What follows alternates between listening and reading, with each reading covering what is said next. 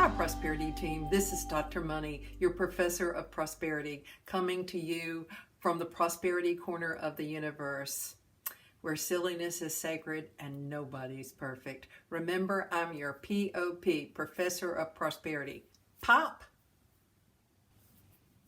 I want to talk to you about getting out of the place and the space that we were trained to be in, our emotional guidelines around money. We have them. They were given to us by our parents, by our culture, by the world. They're given to us by the news. Emotional guidelines about money. We are told how to feel about money. When money comes in, when money goes out. We're trained on how to experience money, especially emotionally, our emotional guidelines around money. So how do we go past that? I'm suggesting that one way is that we begin to listen to something that is deeper than our subconscious mind, deeper than what we've been told, and this comes through and from our intuition. So how do we develop intuition? Well, we develop it by beginning to listen to that still voice. Of course, we can develop that by starting to meditate more, starting to be more aware, starting to be more mindful, and just listening to those hunches. I have a great book. It's called The Art of Inner Listening by Jessie Crum. It's one of my favorite books, and she talks about developing this characteristic or this ability of intuition. It's something that's very natural to us, but in the Western world, it has been trained out of us. I'll just give you a story about paying attention to my intuition, and that was in 1998 when I published my first book.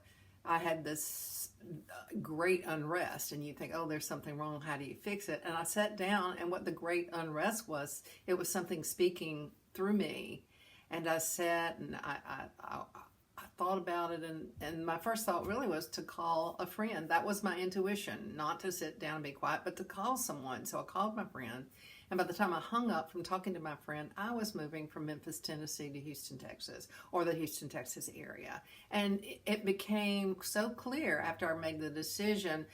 Everything fell into place so easily that it was the right timing, it was the right decision, but it was a decision that came from much deeper within me. So this is the intuitive quality. Jessie Crum talks in her book, says if you want to be a genius, then develop your intuition, because if we're just resting on what we can see, touch, and feel, then we're not going to get to the places that come from the genius within, the perfect planner for our life. We have a perfect plan for our life that is resident in our subconscious, or even deeper than our subconscious mind, but it takes our intuitive mind to be able to listen and work with that. One day I took a day to just listen to my intuition all day long. I would just do the next thing that my intuition said doing. Now remember, your intuition is not going to tell you to do anything that's going to harm you or anything ridiculous, or eat something, if you're on a food plan, tell you to eat something that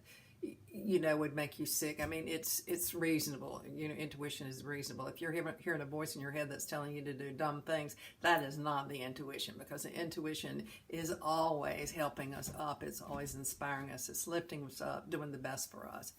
And anyway, so this one day I went and just listened to everything I had to do.